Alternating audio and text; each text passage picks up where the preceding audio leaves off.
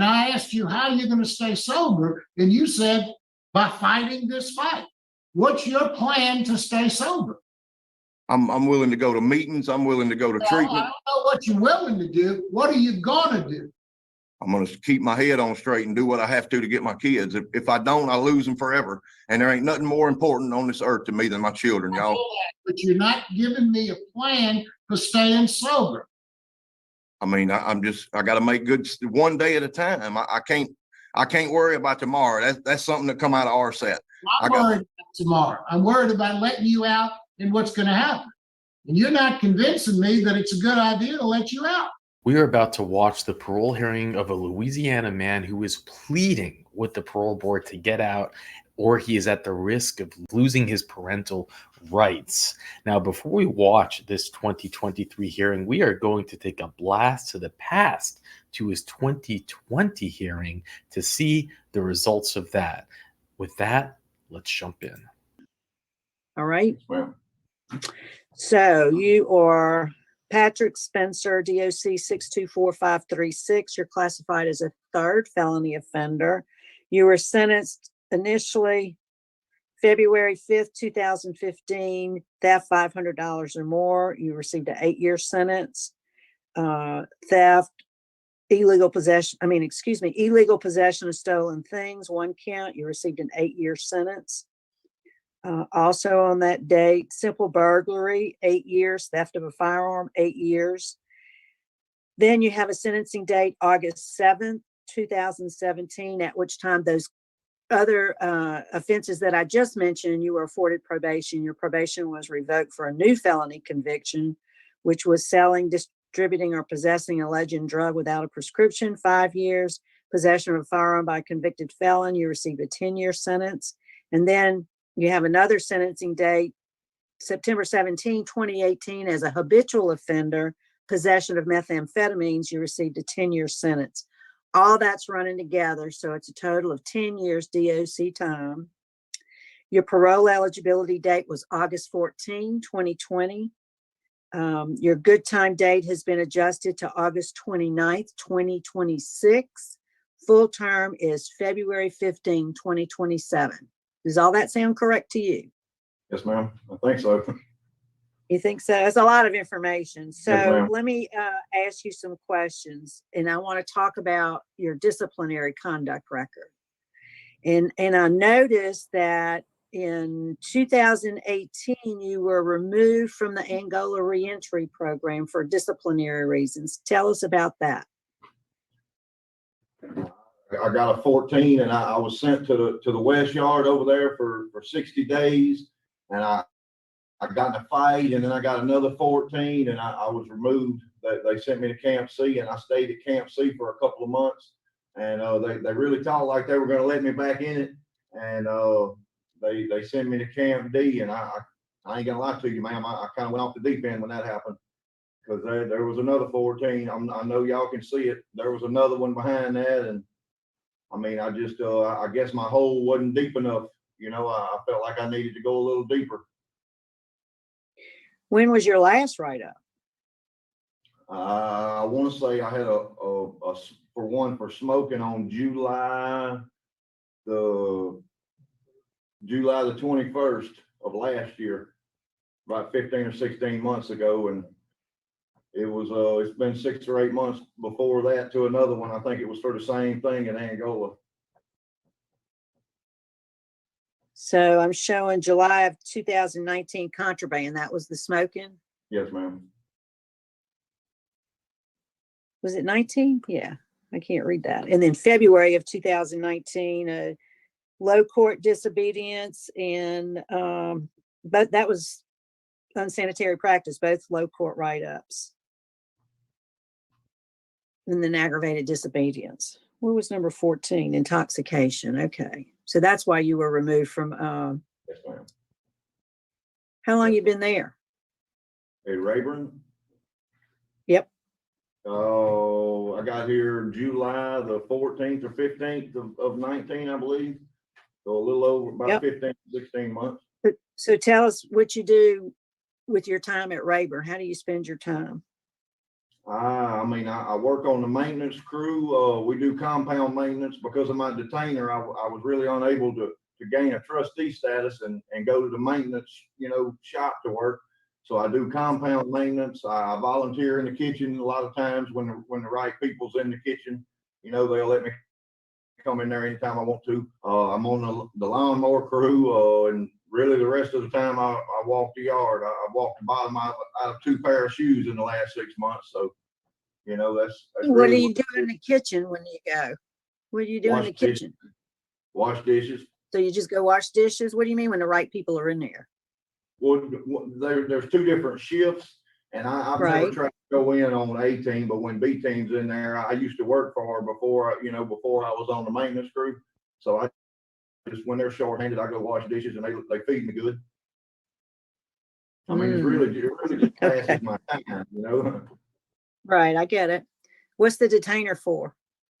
The same, the initial charges you read from 14, it's for a TV from Waltall County, Mississippi.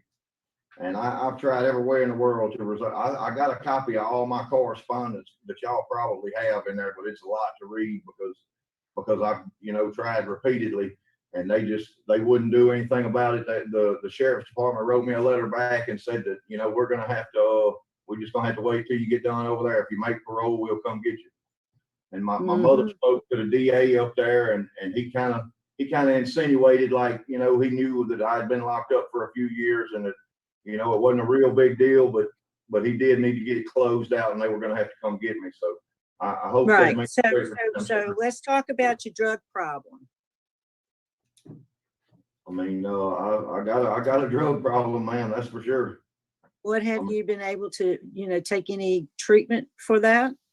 I've taken every class I could. I took thinking for a change. I took parenting. I took anger management. I took the 12-step AANA. I took 100 hours, and I got the OSHA 30-hour card.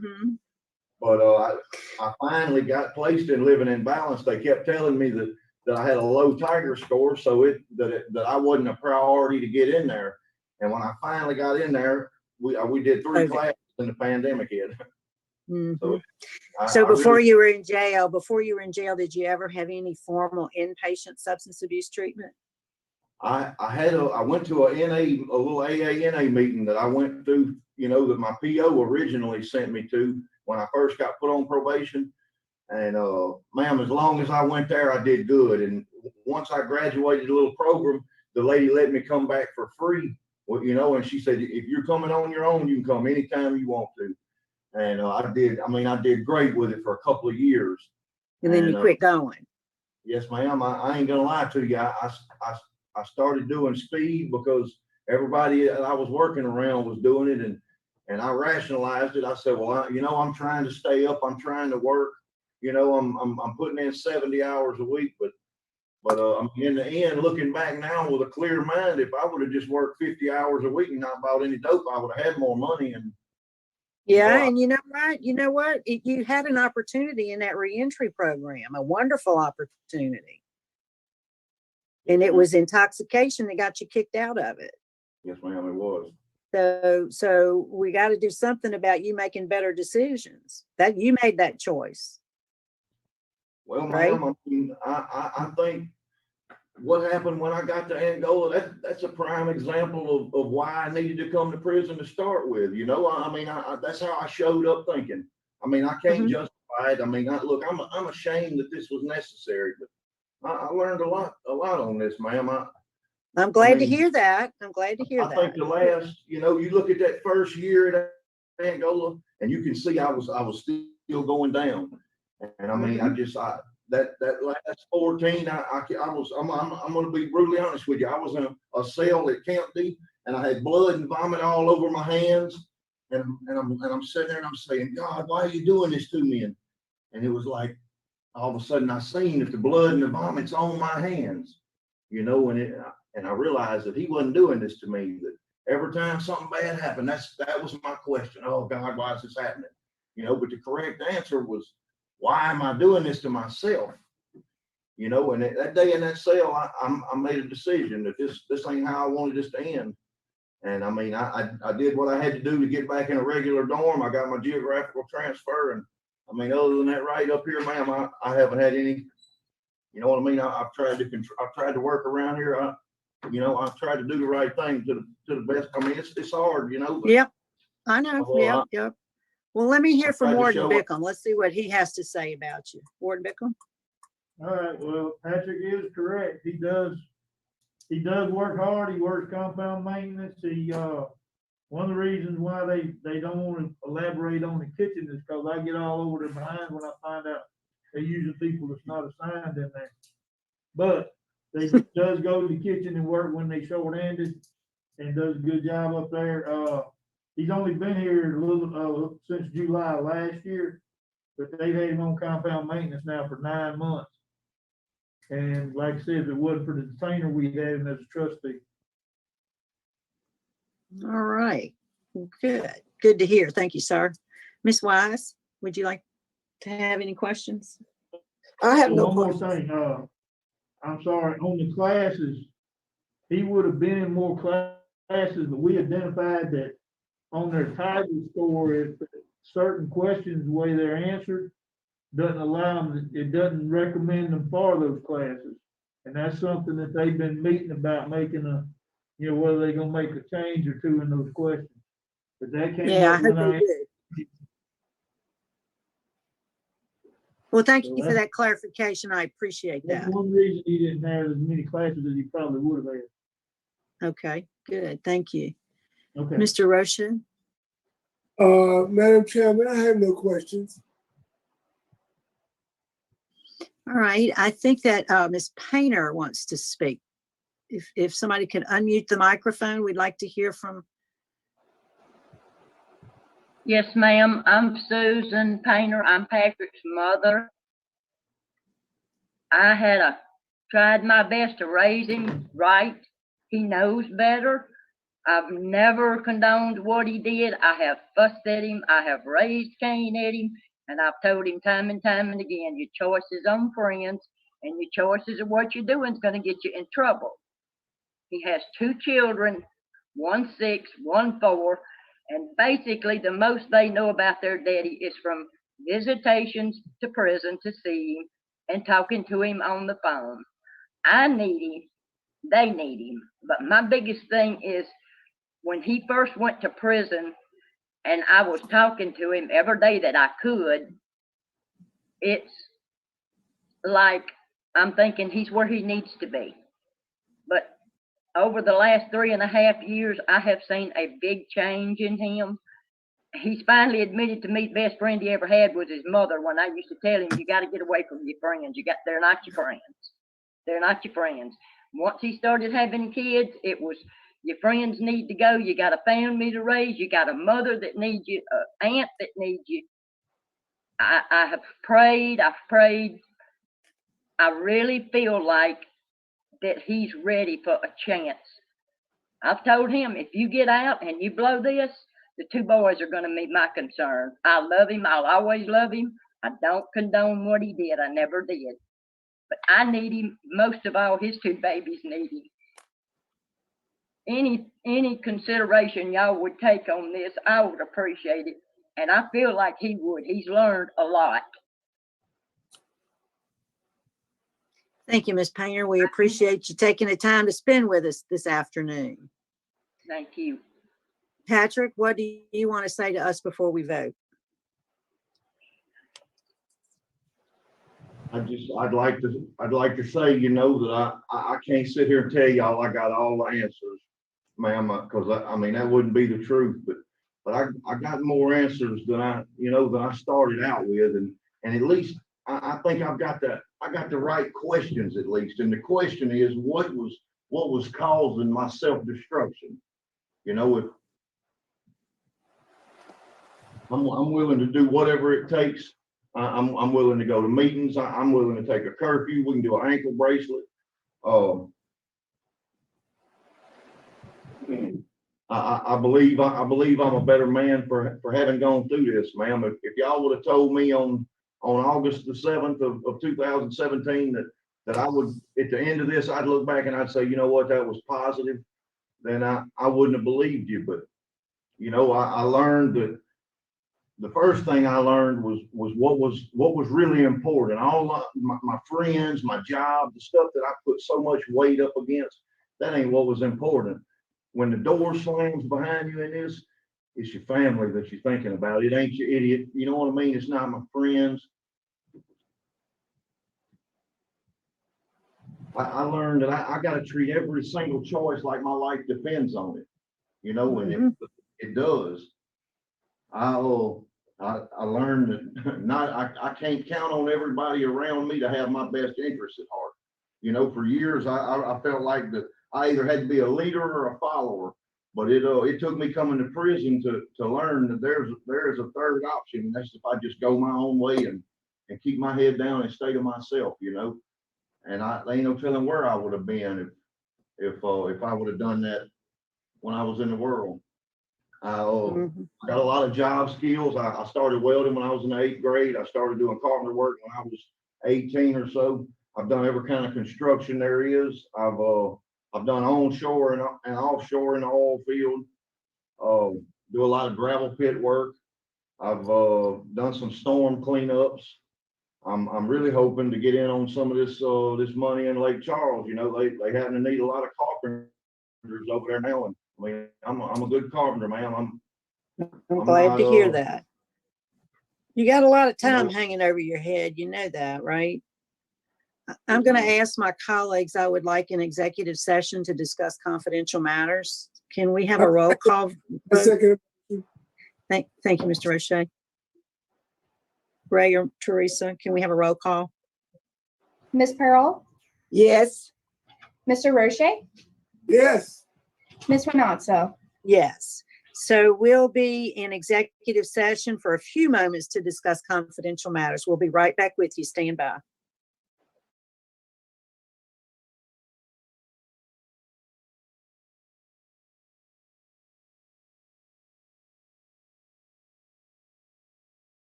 All right, we're back in regular session. I think everybody's back in the room. Yes. So Patrick, we are prepared to vote, and we're going to start with Ms. Pearl Wise. Patrick, let me be honest with you. When I was reading your report last night, I had made a decision in my head, and it's not the decision I'm going to pronounce today.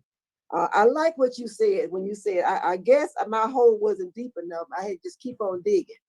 And I love that insight. I love that insight. My vote is to grant. You have a low Tiger score. You have good programs based on availability and the warden's comments. And after you finish with the detainer, what state is the detainer in? Mississippi. In Mississippi. After you finish with your detainer in Mississippi, I want you to get a substance abuse evaluation and follow their recommendations. Yes, ma'am. All right, that is my vote. Thank you, ma'am. Thank you, Ms. Wise. Mr. Roche?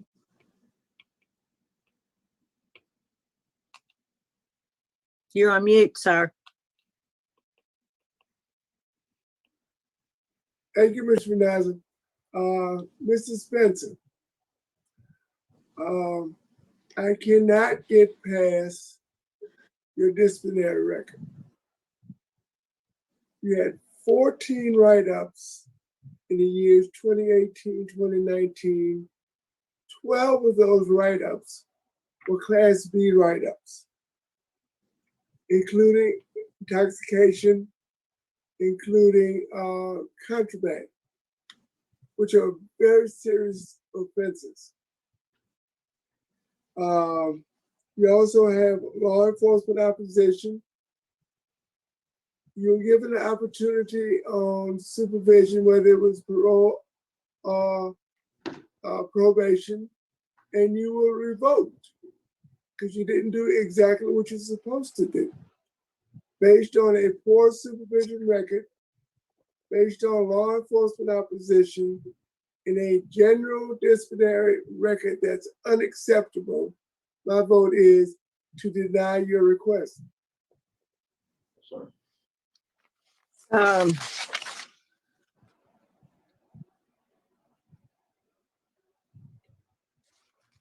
My vote Patrick is, I was on the fence about you.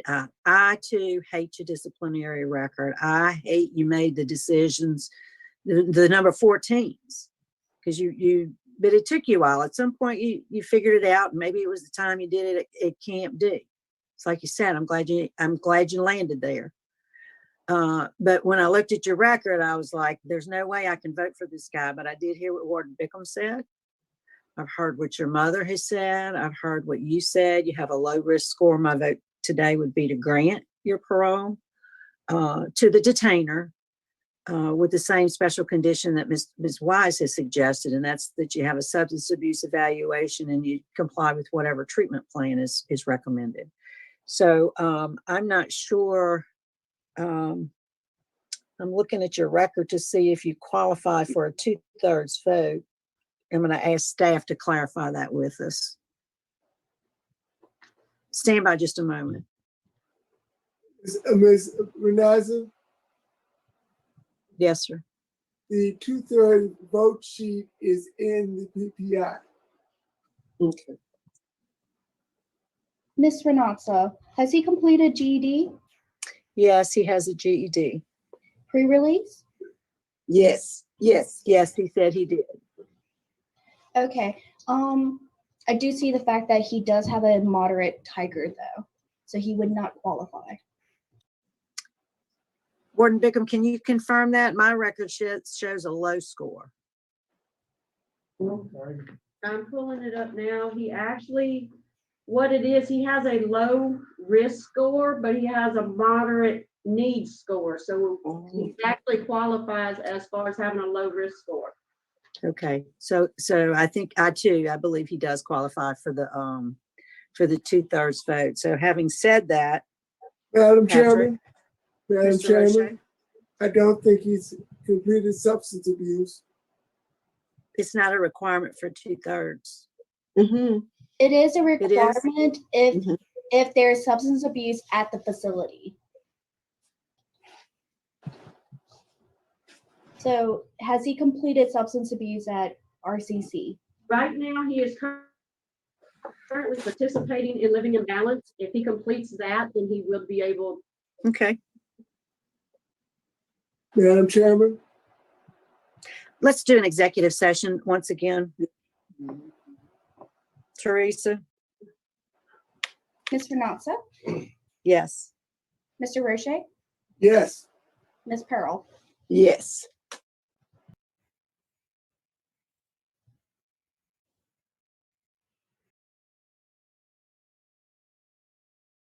All right, we're back in regular session. Patrick, there was some discussion about whether or not you qualified for a 2/3 vote. There are some circumstances where normally it's a unanimous vote, but in your case, because of your crime and situation, I think a 2/3 vote you might be eligible for. So that's what the discussion was about. We had to go back and do some research. I think you are. So I think today, but with the stipulation that, where are you in Living in Balance? How long did you start? I done the third meeting. So Okay. So So on the fourth one this time. the vote, the grant would be contingent upon you finishing Living in Balance 1 and Living in Balance 2. Yes, ma'am. Do you understand that? And then we're going to add special conditions that once you go and you finish taking care of that detainer, because whatever that's going to be, you got to do whatever that is. You'll have a curfew 9 p.m. to 6 a.m. unless you're at work or church. You'll have, and Ms. Wise has already indicated that you have to get a substance abuse evaluation by a professional and follow any treatment plan that may be recommended because we believe you need treatment. You will attend 3 AA meetings a week. You're to report weekly to your parole officer, weekly for the first 90 days. And then you have to submit to random regular drug screens by your parole officer. Wow. You understand all that? Yes, ma'am. Absolutely. And I'm gonna just tell you, my vote was premised on what Warden Bickham said. So you owe it to him. Good luck to you, sir. Good luck. Appreciate you, Warren. Thank you. Well, nothing like seeing in the future to better be critical about one's decision. And we have that future outlook because he was revoked February 20th, 2022. So again, this initial hearing took place October 23rd, 2020. However long it took him to finish that program, he got out and then he's revoked.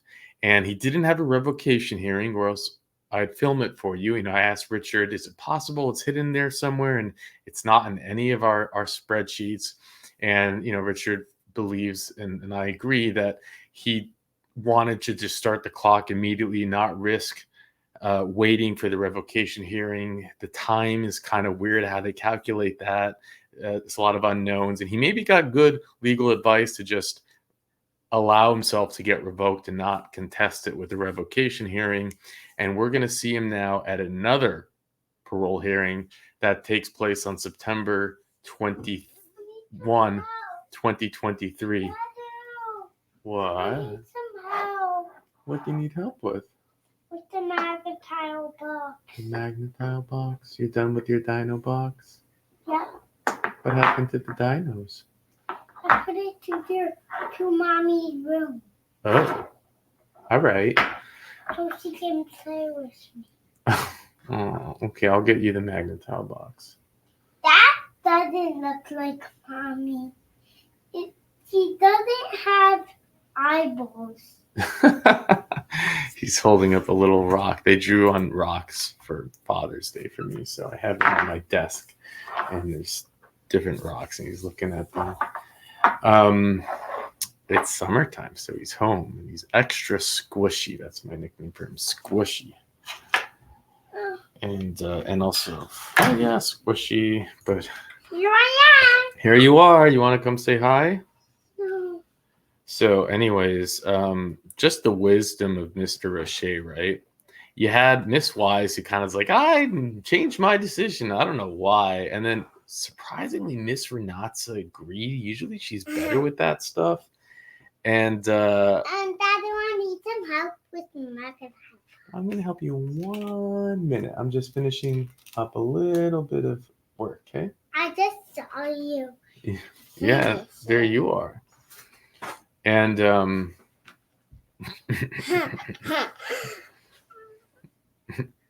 and okay, so what was the train of thought? And Mr. O'Shea's just like, no. He's like, with all those write-ups that you have, like, it's not going to happen. And he's, let's wait till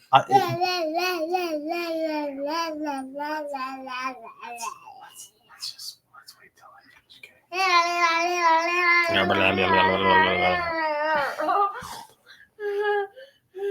Okay, so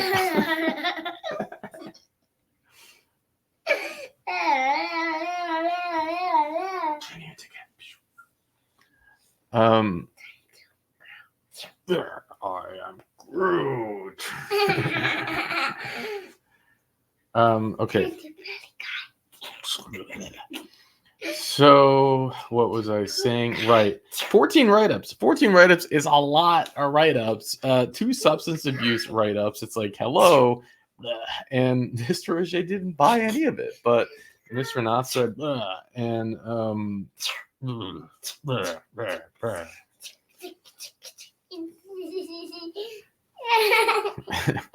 and but hindsight's 2020, and Mr. Roche, he's usually on target with this stuff, and he was this time as well. And as you see, he was revoked. And we're going to now fast forward and watch another parole hearing, and we have Mr. Marabella. And let's see how Mr. Marabella handles this. It's also quite interesting to see his parole hearing. I've already watched it, how he takes a whole different kind of strategy and approach. And anyways, with that, let's jump in. Patrick Spencer, DOC number 624536. You're a third class offender. Parole eligibility date 5/18/2025. Good time 5/18/2026. Full term 2/12/2027. You have a 6-year sentence. Just see.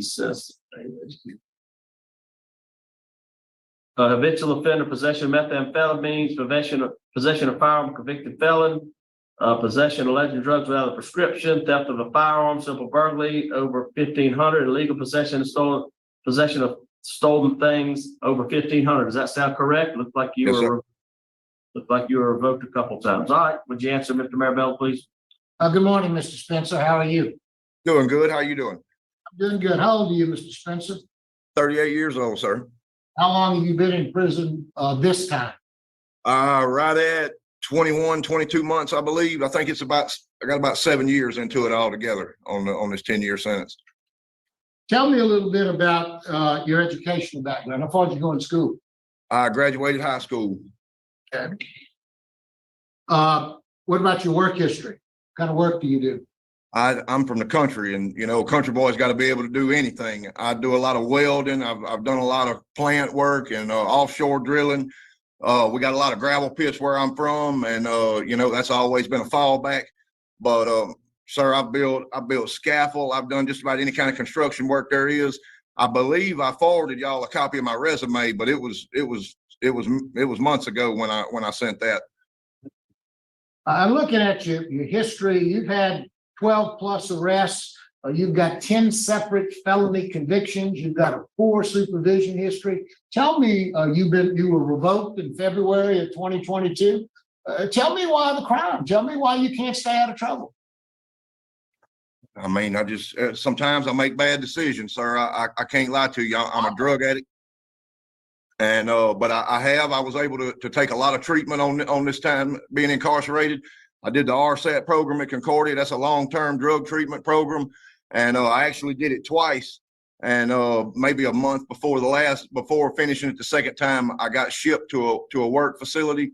I also did living in balance 1 and 2. I did anger management, and I took inside out dads. I was able to get in it because my children are in foster care in Mississippi right now. And they're actually attempting to terminate my parental rights. And if I can't get there, they're going to. Tell me about your drug use. When did you start using drugs? Long time ago, probably 15 years ago, sir. I ain't gonna lie to you. What did you use? I mean, it started out just marijuana and drinking, and somewhere along the way, I found methamphetamine, and that one there has been the bane of my existence. The burglaries on. I'm sorry. Go ahead. I'm sorry. The burglaries on there from 2014. That was what a heroin run looked like for me, but I haven't touched heroin since. But that was the cause of that. So how often were you using meth? Sporadically. Why were you revoked? My girlfriend was at the house with a firearm in her purse, and my parole officer went in her purse and found her firearm. I believe she sent y'all a email explaining the circumstances behind that. Well, you've got pending charges currently in the 22nd Judicial District, 2 counts of felon possession of a firearm. You had an arraignment date that was passed until October. What's the status of that? I don't know. I filed, I've been kind of doing it on my own, and I filed several motions. I filed for a preliminary exam. I filed a habeas corpus, and I haven't been to court, and I notified them that I would like to be present, and my girlfriend was actually at court on the 11th, hoping it was going to be my preliminary exam where she could, tell what happened and why she had her gun. And I didn't go, and she said, I'm sorry. 2 counts. If she had a gun in her purse, you're charged with 2 separate. She had 2 guns. You had 2 guns. Yes, sir. Well, what about the hold you have on you in Mississippi for a parole violation? I was on probation, and but she's got it. She's prepared to come up there. I'm pretty sure I'll go there, and when we explain the circumstance. For there, sir. What are you on probation for there? It was a burglary the same time I caught those other burglaries in 13, I believe. Why is there a hold on you now? Because you got rearrested? Well, when I got arrested, I had 3 holds. I had a probation and parole hold from Louisiana. I had a hold from the 22nd, and I had a hold from Mississippi. Well, she spoke to the district attorney over there, Mr. Warren Montgomery, and she was led to believe that no charges were going to be pursued on these 2 guns. And, like 16 months went by. Not the case, because I just got some notice that they had an arraignment for you and it's been reset for October the 9th. So Right. those continue on. They filed the bill on June 27th. And, we're prepared to go for her to be there and everything. I mean, I'm going to fight it on this one. This one ain't really right, sir. Tell me what you learned in RSAT. We did a lot of the MRT was the big thing in RSAT. And, we did a lot of self-reflection. And the one thing that comes to my mind was there was an exercise in there about the 5 worst times of my life and the 5 best times of my life. And all the 5 best times in my life come from being around my family. And all the 5 worst times of my life come from my drug use. And it's impossible not to connect the dots there. How are you going to stay sober if you get out? Well, my children are in foster care right now. And y'all, look, if I tried to explain to y'all the Pro Se legal campaign that I've waged across 2 states to try to get to them, and they're trying to terminate my parental rights because it took me too long to. It's sober. Well, I believe that my children doing drugs. How are you going to stay sober? What is your plan to stay sober? To get my kids and to focus all my attention on them. They've been through a horrendous experience. What are your triggers? Sir? What are your triggers? You know what a trigger is for drugs? Yes, sir. The same people, the same places, and the same things. How about stress? How about problems in life? How about things that don't go right? Yes, sir. All of those too. And you just described to me a fight that you're getting ready to take with the people in Mississippi about trying to get your kids back, something that's going to be tremendously stressful. And I asked you, how are you going to stay sober? And you said, by fighting this fight. What's your plan to stay sober? I'm willing to go to meetings. I'm willing to go to treatment. I don't know what you're willing to do. What are you going to do? I'm going to keep my head on straight and do what I have to get my kids. If I don't, I lose them forever. And there ain't nothing more important on this earth to me than my children, y'all. But you're not giving me a plan for staying sober. I mean, I got to make good one day at a time. I can't worry about tomorrow. That's something that come out of RSAT. I'm worried about tomorrow. I'm worried about letting you out and what's going to happen. And you're not convincing me that it's a good idea to let you out. Please, y'all, I promise y'all, you won't see me no more. How many times do drug addicts promise and promise and promise? Yes, sir, you're right. What's your plan? You got one? My plan is to be focused on these kids, and I want to start a business on this storm cleanup. As much as we get hit with the storms, and I can start out with a little bit of nothing, and that's, I feel like that if I focus everything I got on that, and church and my family. You are a moderate risk to reoffend, and you have a high need on the substance abuse scale. Working and fighting for your children isn't going to keep you sober. Those are going to be stressors that would make you want to do drugs when things don't go right. But I mean, to date, sir, everything's went right. It took me 9 months to get my parole eligibility corrected and me to get in front of y'all. And I've made good choices throughout this whole 18 or 19 months, however long it is. Throughout this whole 18 or 19 months. I'm sorry, you cut out. Up to your own devices. You've been in prison for 22 months. Yes, sir. But it's very possible to make bad choices here. And I think I've shown. It's a lot easier to make them on the outside. Yes, sir. It's evidenced by your record. Yes, sir. That's all I got. All right, let's see, anybody here? She didn't. All right, Freeman's got one question. Would you answer Mr. Freeman's question, please? Mr. Howard, in that burglary in Mississippi, y'all stole guns? No, sir. A TV. Okay, that's it. All right, would you like to make a statement on your behalf, Patrick? Yes, sir. I told y'all about the treatment I've taken. When I wasn't in treatment throughout this incarceration, I worked. Y'all, I worked on a garbage truck. I worked in the kitchen. I worked maintenance at every facility I've been at. I've washed cars. I've cleaned the sheriff's departments. I've also been an unofficial inmate counsel. I asked y'all to consider that it did take 9 months of me fighting ARPs to get in front of y'all. I asked y'all to consider the fact that my children are in foster care, and that if I don't make parole, that they're going to try to terminate my rights and adopt my kids out, and they're separated, and they need me, y'all. And I can't even describe to y'all the legal battle that I've fought here.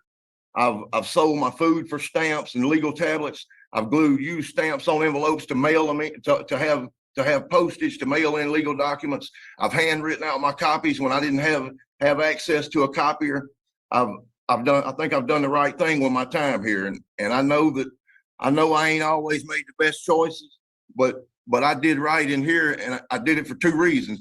The first one is because it made my time easier, but secondly was so that when I stood in front of y'all, I could say, I did the right thing and I learned something from this. And y'all, my momentum is high right now, and I don't know no way to stress to y'all how high it is and what it's going to do to it if y'all deny me today. My family needs me, and I know I ain't always made the right choices, but I'm trying to go do some real good here, y'all.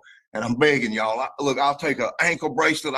I'll do anything it takes for y'all to let me go back and try to get my children. I'll do anything, any conditions, however many meetings a week. Look, I'm willing to do whatever it takes, y'all. If I do fail, they'll lock me back up. Y'all know this, but I'm begging y'all for a chance here. And if I don't get this today, y'all, it's gonna kill everything. And I know that ain't y'all's fault. And I don't mean to put that at y'all's feet, but it's important.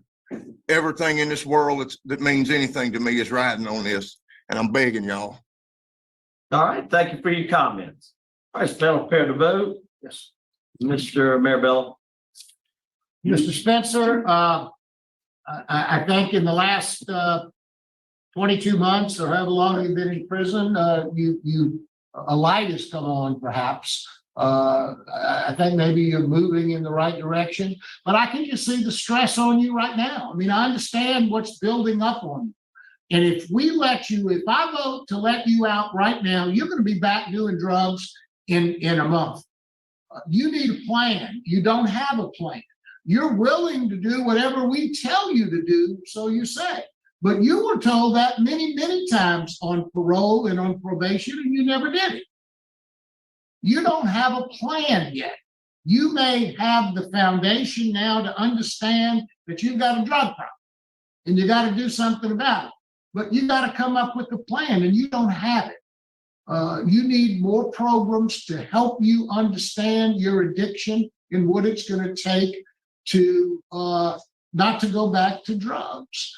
Fighting your fight that you're talking about fighting for your children is going to be so much stressful on you. You're not, I mean, look at you. You're under stress right now just talking to us. Yes. You just need a little more time. You need a little more education, and you need a plan to stay sober. You need to understand the 12 steps. You need to go to meetings when you get out, and you need to do that for yourself and not because we tell you to do it. And you're not there yet. So my vote today is to deny. And you've got pending charges in St. Tammany Parish, as well as a probation hold for you in Mississippi. So, Mr. Freeman. I concur. I vote to deny. All right, 2 votes to deny. Also going to vote to deny for the same reasons as stated. Good luck to you. It's 10:21 and we'll adjourn. Can y'all tell me how?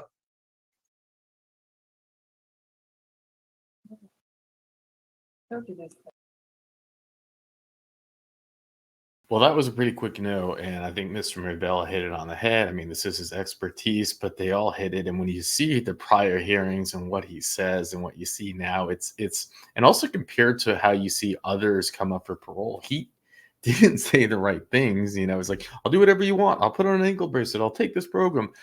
What he had to do was come in and say, I'm going to do 90 and 90. I am going to, this is my sponsor. This is my program that I'm going to take. And he just didn't do it. And it's kind of, I mean, he's not even 40 yet. And gosh, he looks like he's been through a whole lot, huh?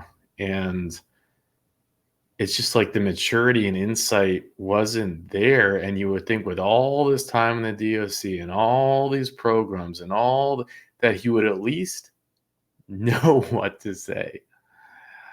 And it was clueless, just completely clueless, because coming out and begging to get out because you're afraid of losing your kids is not going to get you parole in Louisiana.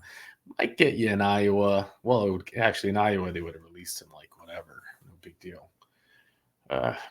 Connecticut's kind of like a coin flip. Utah probably released him. But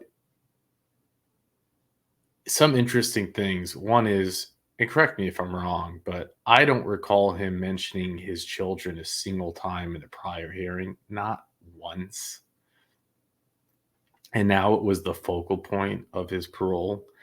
And something else is that you saw who was not there at his parole hearing.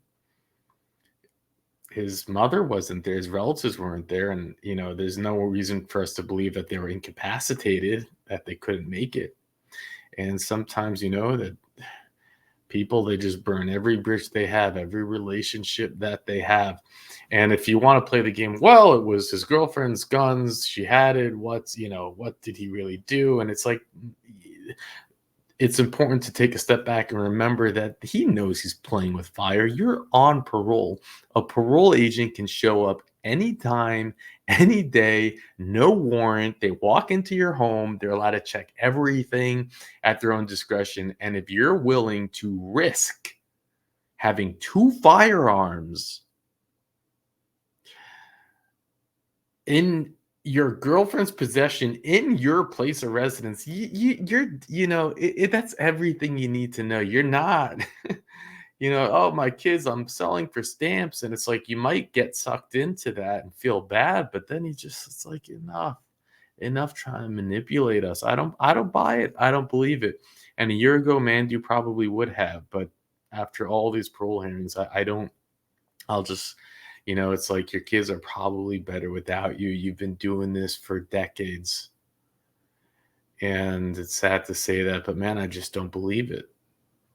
And I think it was the right decision to deny. I think they said his good time date is in 2026. We might see him one more time up for parole with the new board. Let's see. Let's see if we do. But you can learn a whole lot, and again, it just makes you wonder how Miss Renata and Miss Wise so easily granted on the last time. Anyways, with that, I'll let you go.